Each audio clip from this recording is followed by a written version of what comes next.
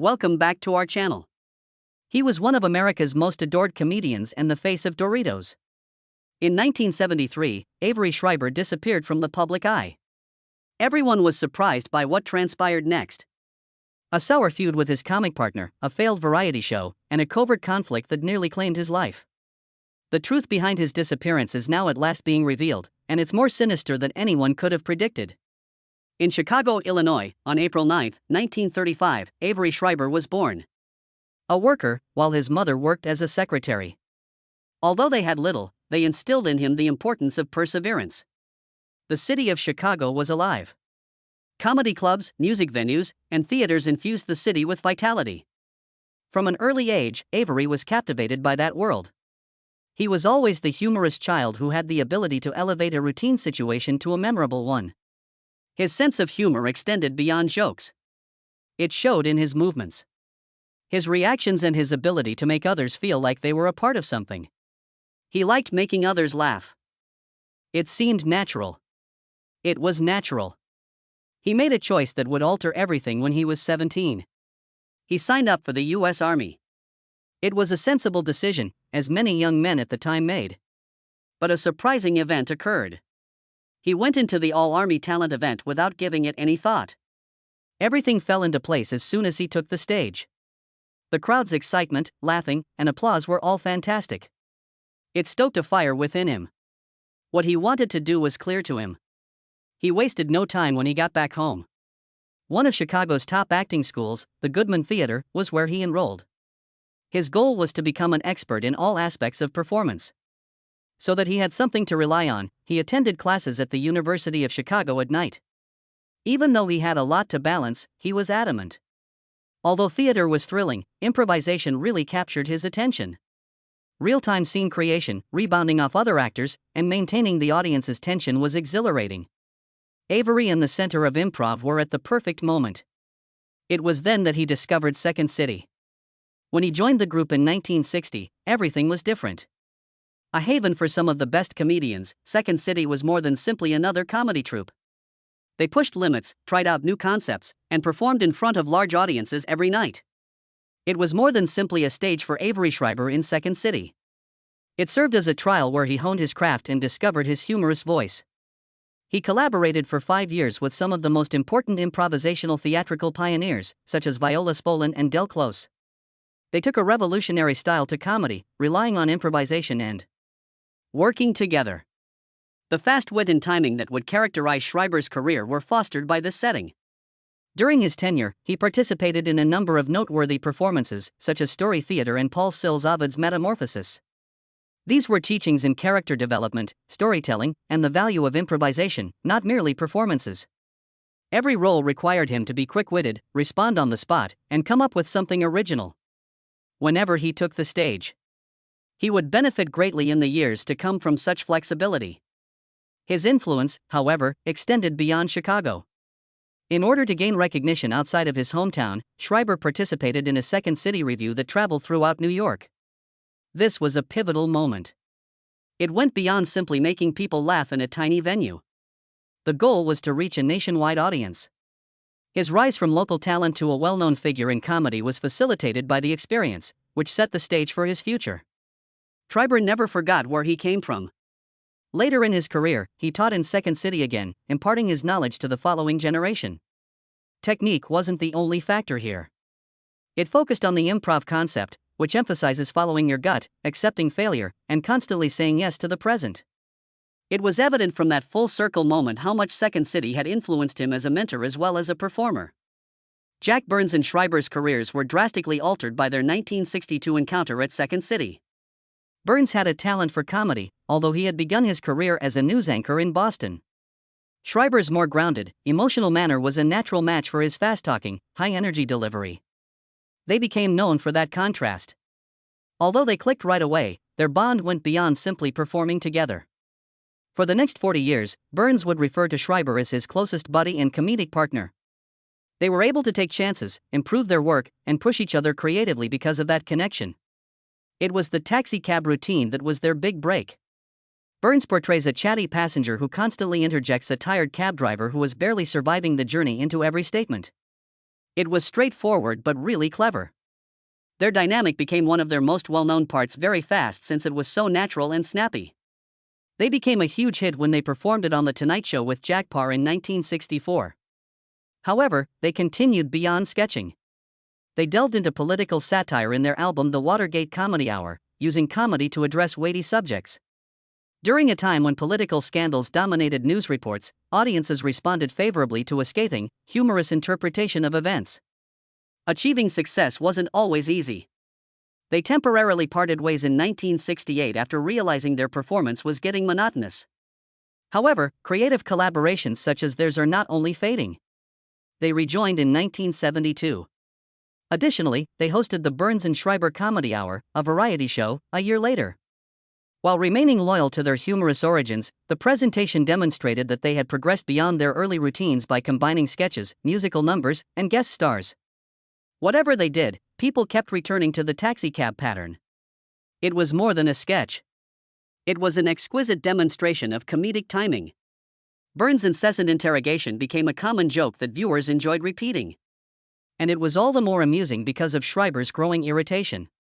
Although the skit varied over time and appeared in many performances and presentations, its fundamentals remained constant. The idea was straightforward and expertly carried out. That is why it persisted. It had no connection to any certain time period or source. Everybody had it. The routine, aside from its humor, demonstrated their effective collaboration. They reacted instinctively and with perfect timing. They combined their abilities to create something that was better than the sum of their individual parts. The collaboration was the type of comedy that is rarely formed. The Ed Sullivan Show, The Dean Martin Show, and The Hollywood Palace were among the popular variety shows that featured Burns and Schreiber throughout the 1960s. At the height of entertainment at the time, it featured some of the biggest comedians and musicians. By appearing on them, Burns and Schreiber took advantage of the opportunity to be seen by millions of people. Their performances frequently emphasized their disparate styles, with Burns portraying the strange, erratic force of chaos and Schreiber as the frustrated straight man. The secret to their attractiveness was this equilibrium. Their sketches ranged from more subdued character-driven humor to boisterous slapstick, in contrast to certain comic duos that stuck to the same routines. With their well-practiced taxi-cab routine, they could blow the house away, but they could also improvise depending on the news, which would make their humor feel new and current. Whether they were on the more relaxed, lighthearted Dean Martin Show or the more regimented Ed Sullivan Show, they consistently managed to engage audiences. Burns and Schreiber's skills were extended beyond television to comedy albums by the 1970s. Among their most renowned publications was the Watergate Comedy Hour, which used scathing satire to address the largest political scandal of the decade. A collection of drawings that ridiculed the Watergate incident, from Richard Nixon to the reporters who covered it, were included in this Little David Records album. It wasn't simply Schreiber and Burns. With the help of other comedians including Frank Welker, Jack Riley, and Bob Ridgely, the album produced a scathing, multi-layered comedy about politicians. Songs such as The Plan. Through comedy, The Break-In and Youth Wants to Know made complicated political concerns approachable and enjoyable. In particular, Schreiber had a talent for political comedy, which he pursued throughout his career. Comedy could serve as more than merely amusement, as demonstrated by the Watergate Comedy Hour's success. Additionally, it could be a way to analyze and comment on the world. This record solidified Burns and Schreiber's standing as more than just variety show performers. They were incisive, socially conscious entertainers who weren't scared to tackle difficult subjects. Their dynamic was one of the main factors that made their collaboration successful. People frequently referred to their chemistry as an opposite marriage. With his expressive visage and comedic body language, Schreiber portrayed the reactive straight man. Burns was the catalyst with his blustery, fast-talking demeanor. Their exchanges seemed organic, as though they were only exaggerating their true selves for humorous effect. Their early days at Second City, where they had mastered the skill of leveraging one another's strengths, had demonstrated this connection. Burns' antics were made even more hilarious by Schreiber's ability to respond with the perfect balance of confusion and annoyance.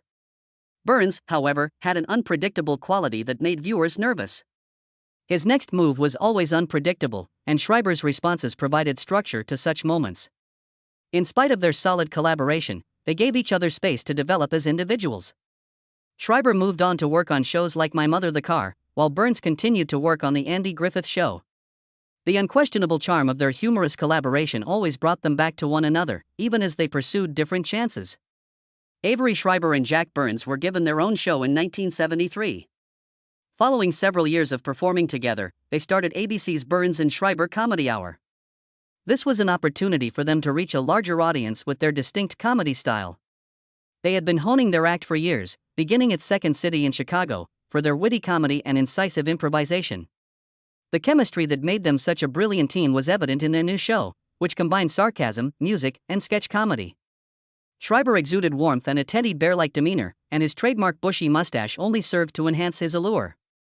Burns, on the other hand, had a sharp tongue and was quick-witted. The core of their act had always been this contradiction. They seamlessly transitioned from slapstick and intelligent satire, playing off one another. Their entire spectrum was on display in the show, which alternated between witty observational humor and big physical comedy. The show was a failure despite their talent. Variety shows were common in the early 1970s, giving viewers many options. The show didn't attract a big fan base, despite having well-known guests like Tina Turner, George Carlin, and Loretta Sweet. While mainstream viewers could not connect with the sophisticated humor as the network had anticipated, critics praised it. Their efforts were commended by Los Angeles Times columnist Cecil Smith. He described their approach as eloquent and literate, which was uncommon for humor on television at the time. The show was not saved by positive reviews, though. After only one season, the Burns and Schreiber Comedy Hour was canceled because ratings were crucial. For both comedians, this was a watershed moment. In the early 1970s, they had gotten back together in the hopes of starting something new. They were hoping for a breakthrough with this show. Rather, it ended up being their final significant effort together. Their career paths diverged after the cancellation. In advertising, Schreiber experienced surprising success.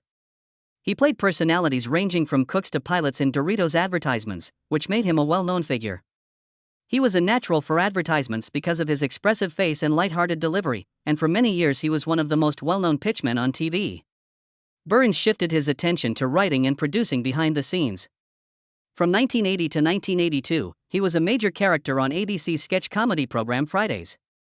It helped start the careers of comedians like Michael Richards and Larry David, but it never achieved the level of success of Saturday Night Live. Burns' impact on comedy has endured, even if he was no longer the center of attention. Their friendship remained strong even though they no longer collaborated. Burns once referred to Schreiber as his best friend and 40-year comedy companion.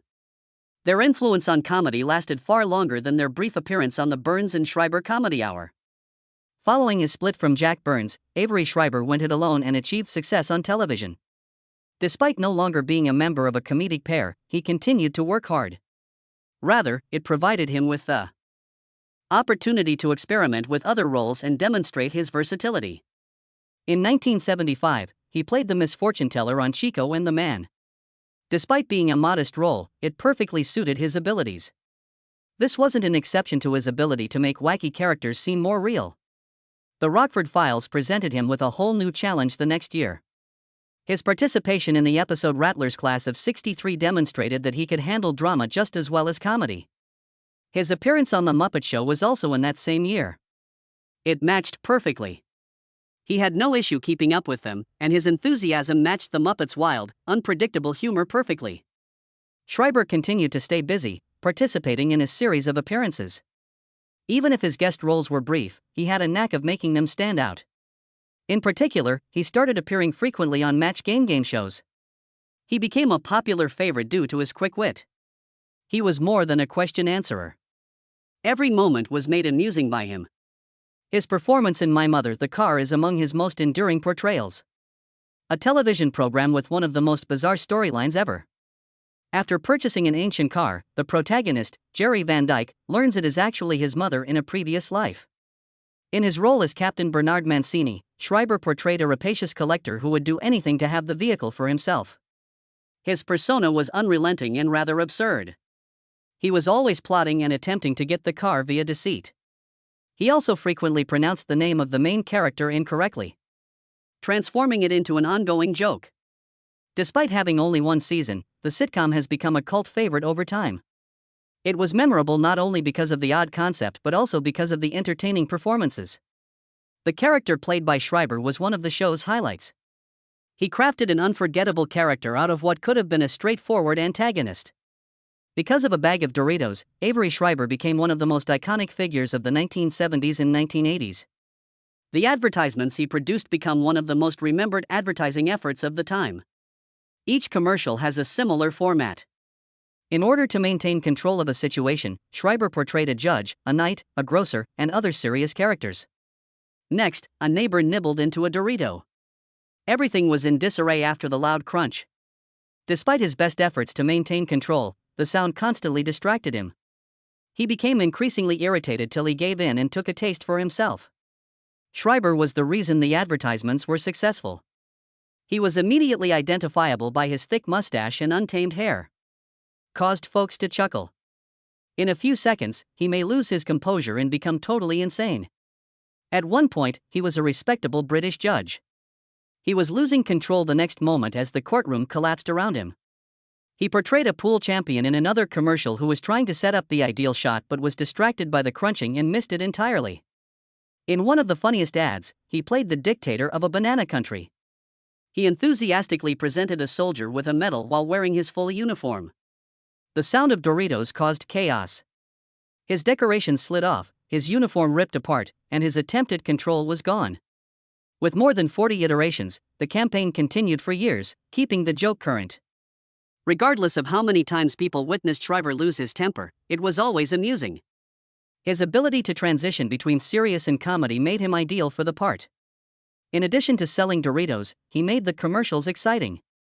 The way Schreiber responded to that crunch. His influence was so great that his Doritos commercials were cited as one of the pivotal points in his career in the New York Times article about his death in 2002. Even when Avery Schreiber wasn't the main character, he had a way of taking center stage. He starred in several films over the course of several decades, all of which capitalized on his comedic abilities. He portrayed Pulaski, a character who added humor to an action-packed film in Swashbuckler, 1976. Pirate Expedition. Treasure hunts, daring escapes, and sword fights were all featured in the movie. The action never slowed down because James Earl Jones and Robert Shaw were the main actors. Schreiber's role was to use humor to diffuse the tension, and he succeeded in doing so. An ordinary moment could become humorous just by his facial expressions. The movie has a lot of charm, but it didn't appeal to every critic. He made an appearance in the final Beau Geste remake a year later. This movie not only parodied vintage adventure films, but it also turned them upside down. As a used camel trader and an Arab chieftain, Schreiber performed two parts. They were both extravagant, absurd, and just what the movie required. Even the most ludicrous characters seemed to fit in with him. He understood comedies and did more than just perform in them.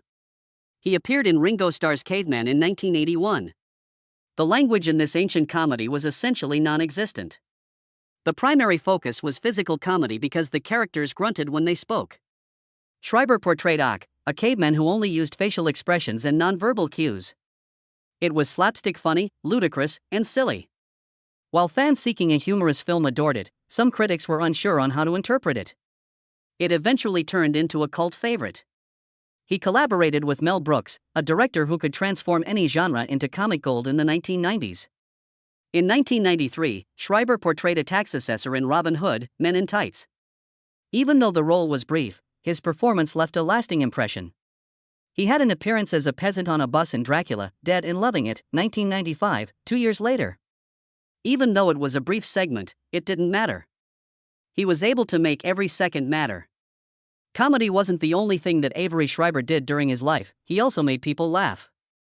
He had a husband. A teacher and father who had a great concern for everyone around him. He and Rochelle Isaacs were married in 1962. After more than 40 years of marriage, he passed away in 2002. 2 kids were born to them. Avery, Jenny, and Joshua always found time for one another. He refused to leave his home for work, even as his career took off in the 1970s. He appeared in nightclubs and on television as a member of the comedic team Burns and Schreiber. However, family came first. Although it wasn't always simple, he prioritized striking that balance. His comedy was not divorced from his domestic life. It had something to do with it. His comedy was influenced by the warmth and joy he shared with his family. Beyond simply being his spouse, Rochelle was his partner in every way. She supported him through the erratic world of entertainment, cheering him on when things went well and lending a hand when things were tough. Their children were surrounded by comedy and stories as they grew up in their creative and humorous family. Avery's health issues later in life were well known, in addition to his family life. His diabetes made the 1994 heart attack he experienced more difficult. Despite having triple bypass surgery, he never fully recovered from the health loss. Avery was devoted to his family and was active in their lives until his death on January 7, 2002, at the age of 66, in spite of these difficulties. Avery's influence as a teacher went beyond his performances. Not only did he practice improvisational theater, he was a believer in it. 1961 saw him join Second City, a theater company that helped shape contemporary comedy. Actors learned to be quick thinkers, follow their gut feelings, and collaborate with others there.